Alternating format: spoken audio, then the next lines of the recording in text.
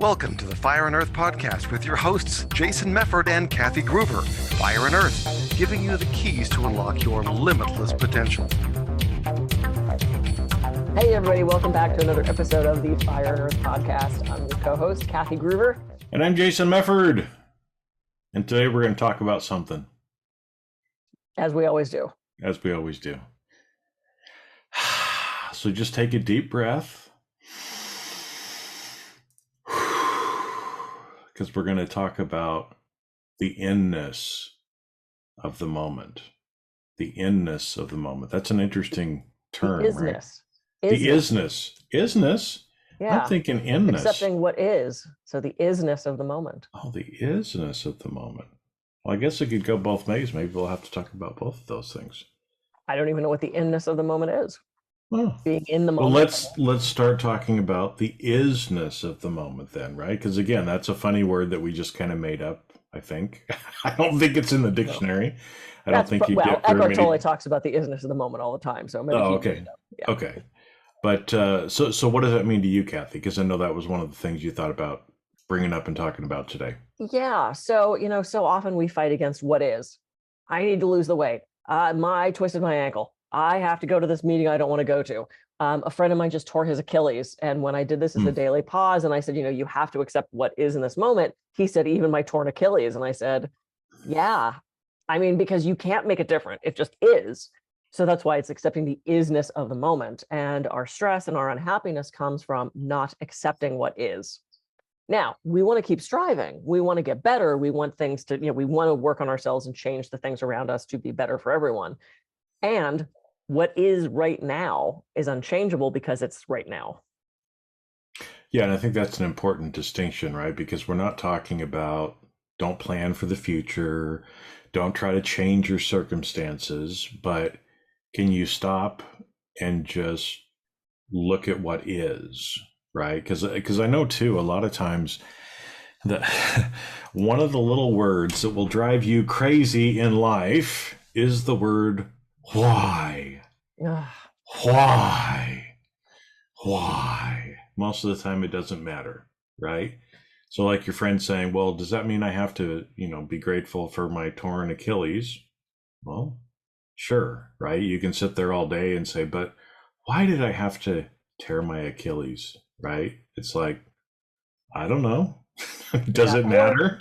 Or it's the why me? Because I love asking why, because I think understanding our motivation and asking the 5 whys, getting to that root cause analysis is really great for identifying what we want. Because if we don't know what we really want, not what we think we want, because sometimes when we start to ask why, we distill down to a completely different want. But I think it's just about accepting.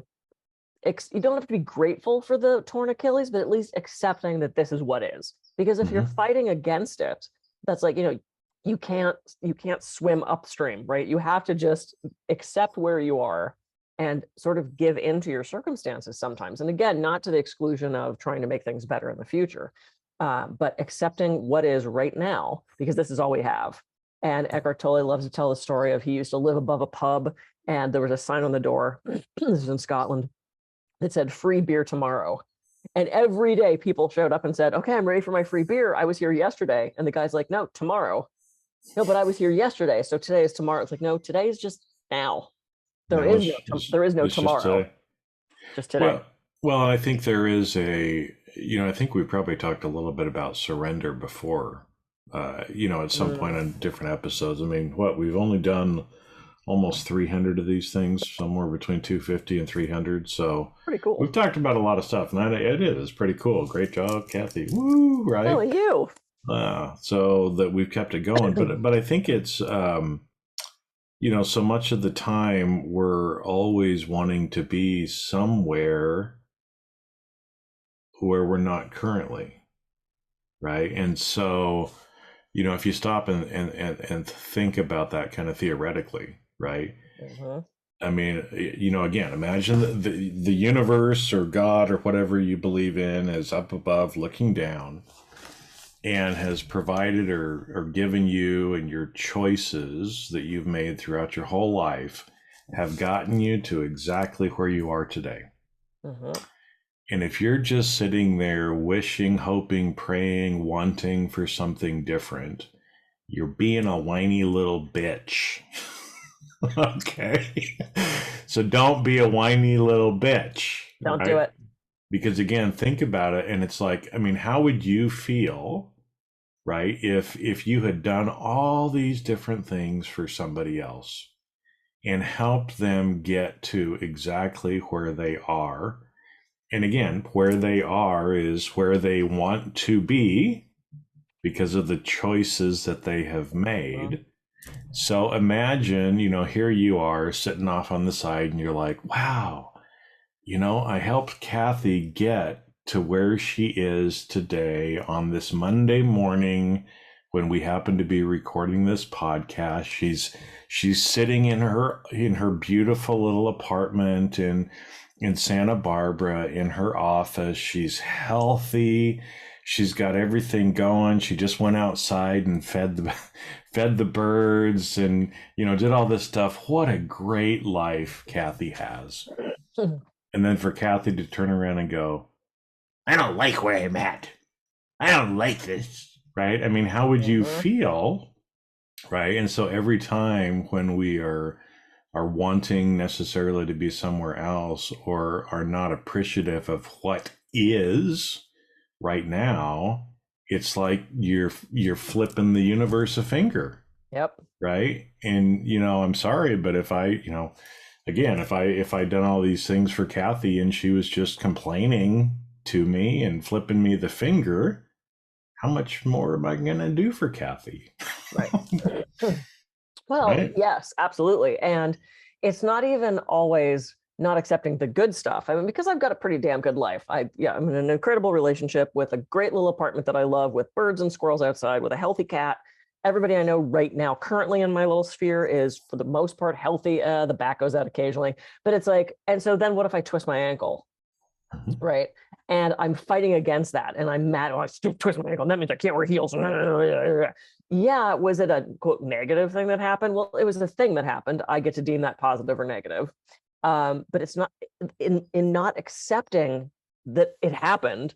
It's just creating more stress. It's creating more issues. It's creating more problems. And you figure we've kind of been raised like that, right? I mean, we always had the countdown on the calendar to summer vacation. We had the countdown on the calendar when senior year was over. We were constantly looking to something else. And how many moments would you like to have back? How many things do you wish you would have relished in that moment rather than wishing the next thing was coming? Right. And it happens with good stuff. And it happens, the good stuff we can usually accept. It's the quote bad stuff that is the things that we fight against. Oh, I didn't want to be in this job still. I need to get a new relationship. I need to, it's like we're just not here. We're just not present with what is. And I remember when I got my PhD and my diploma showed up. And I was so thrilled. I had gone to the post office and my client was there. And I said, do you want to be the first to see this? And she got very excited. And I opened it up and I showed her. And she goes, oh my God, Kathy, I'm so proud of you. And I said, thanks. I said, okay, so now what I get to go do is I'm going to take these other classes. And she goes, whoa, hang on. I said, what? She goes, Jesus, Kathy, you just shit all over your PhD. Like the ink isn't even dry on the diploma and you're planning the next thing you're going to go do. Could you pause for a second and appreciate the fact that you just finished a fucking PhD? And I went, you're absolutely right. Yep. In my Capricorn brain, it was, oh, good, that's checked off, next thing. And it's like, I've had to work really hard to not look at my life as just a checklist, right? I want to relish those moments and I want to enjoy that presence and not just check it off the list and go off to the next thing. Well, because I think it's so much of the time, and I found myself doing the same thing, right? Like you said, I think we kind of see life as a checklist, like, okay, check, got my PhD, now what's next? Instead of stopping and actually relishing that. And something else that you said, as you were kind of talking, I think the terms good and bad, right, is another thing. I mean, anytime that we create labels, put labels on things, we're kind of creating judgment in a way, right?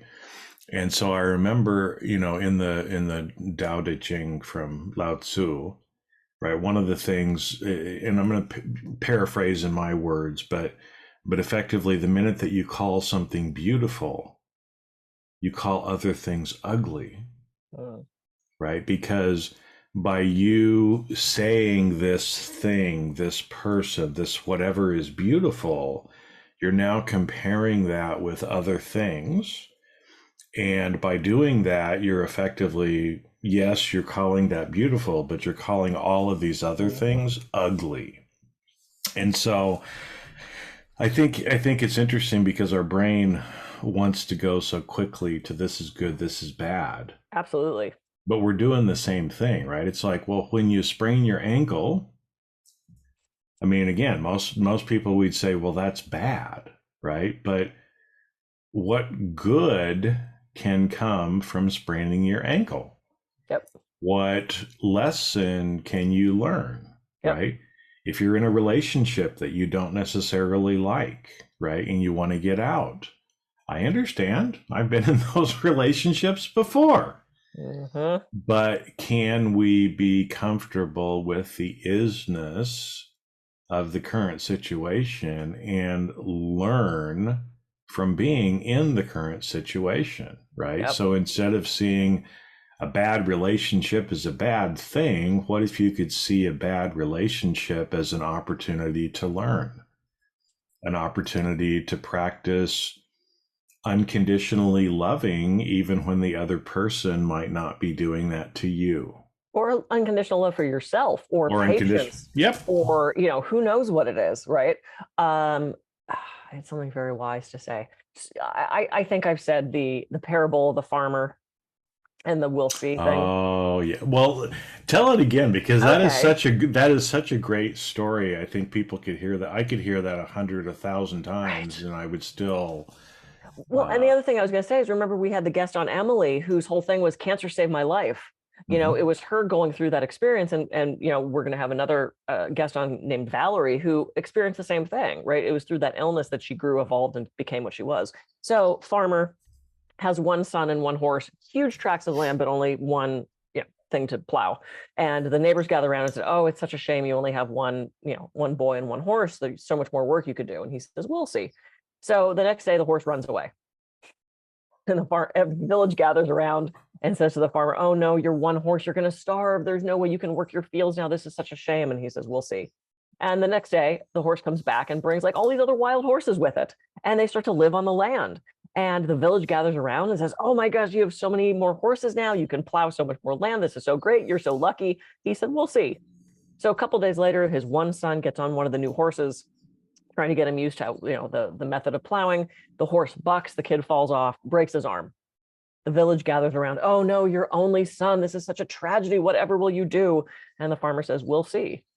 And the following week, the army comes through, and they are taking all able-bodied men to go fight in the war, surely to die. And because the son had broken his arm, he couldn't be taken and got to stay behind. And the village gathers around and says, "Oh, you're so lucky. Your son broke his arm." And he says, "We'll see." It's like you never know where that stuff's going to lead. And I don't know about you, but there's been so many times where it's like something quote bad happened. I didn't get the role. The guy didn't say yes to the date. The job fell through. The book didn't get picked up. The speaking gig didn't happen. And it ended up being the best thing that didn't happen, right? It's the be careful what you wish for thing.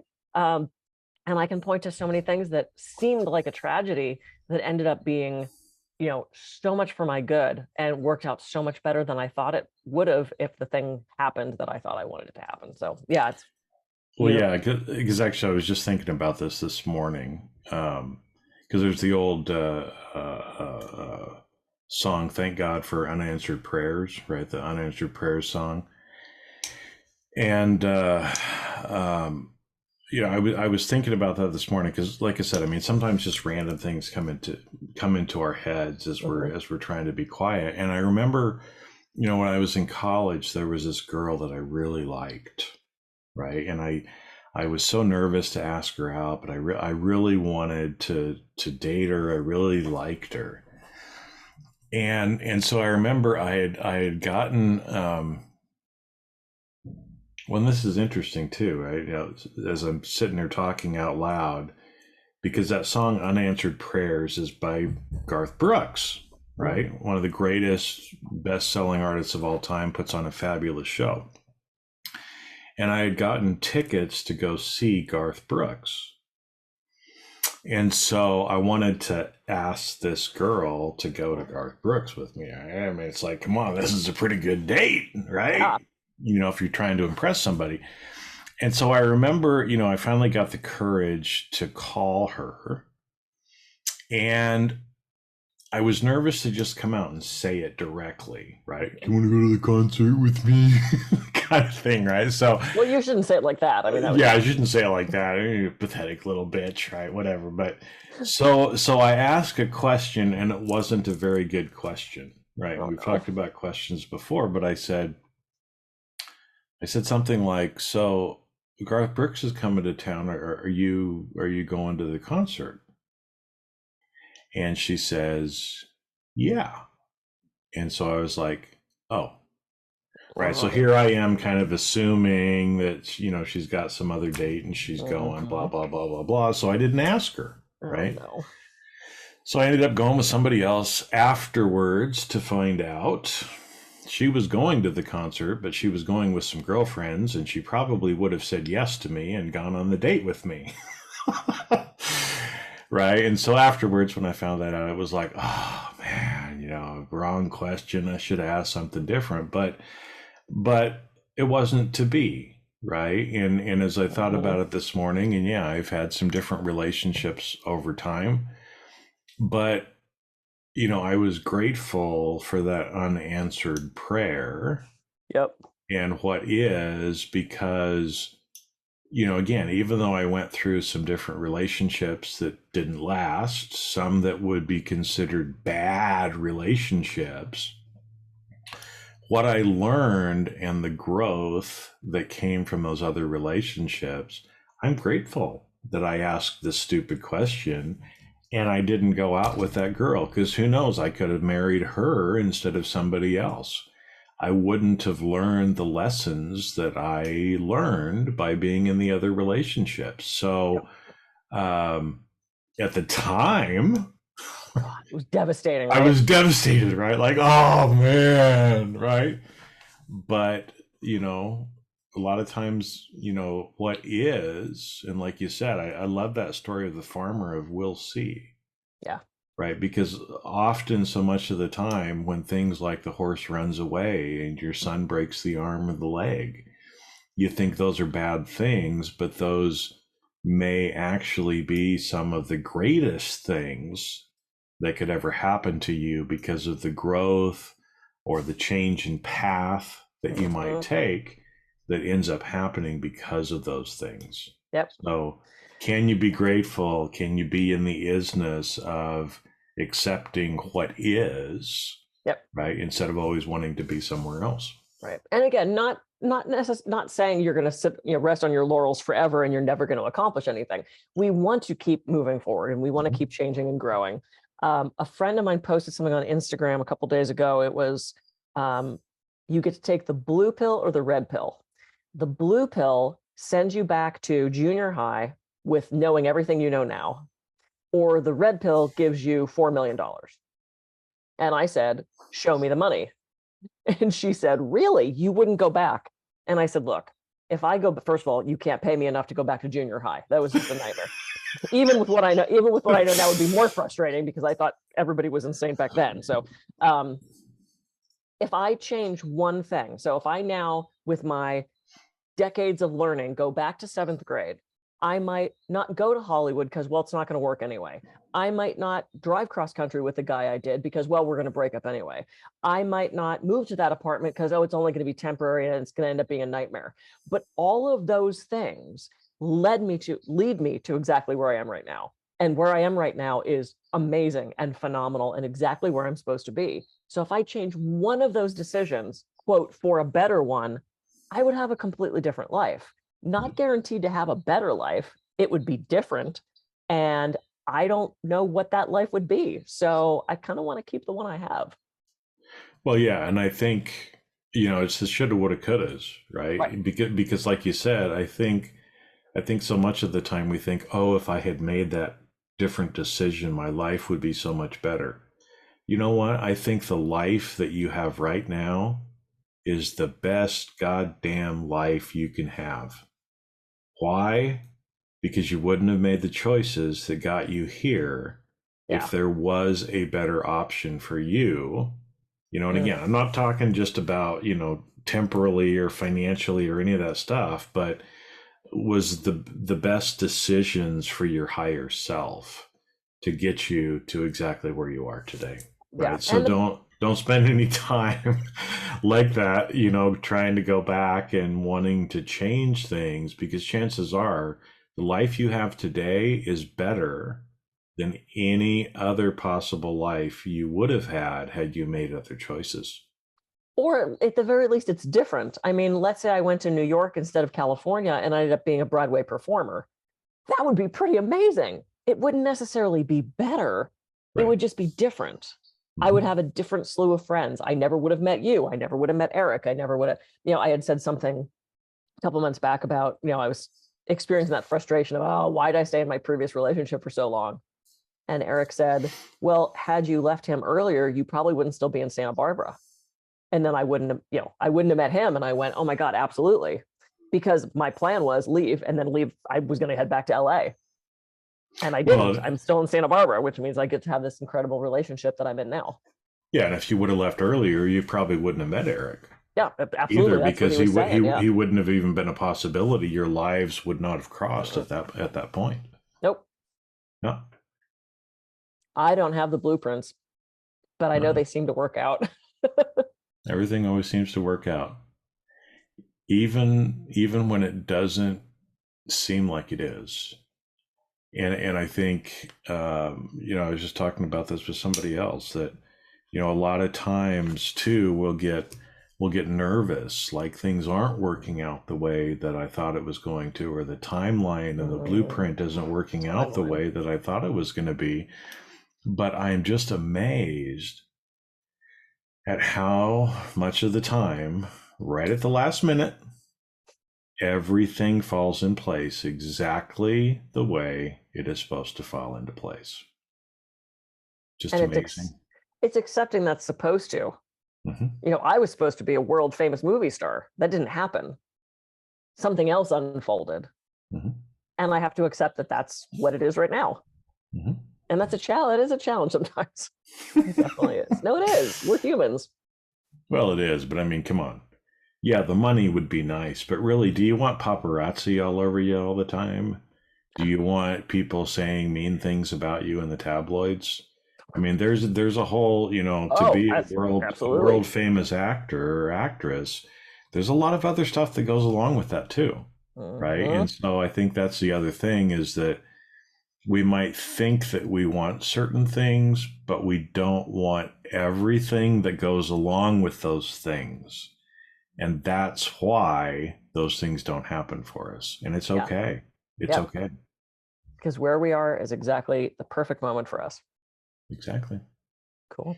Right now, talking to you, recording this podcast, right now, whenever somebody is listening to this, it's a perfect moment. Mm-hmm. It's a perfect moment. Yep. Yeah. And we should end on that perfect moment. We should end on that perfect moment right there. I'm Kathy Groover. I can be reached at kathygroover.com. And I'm Jason Mefford. I can be reached at jasonmefford.com. So go out, enjoy the isness of this moment, and we'll see you at the next moment of ismus next time you listen to another episode of the Fire and Earth Podcast. See ya. See ya.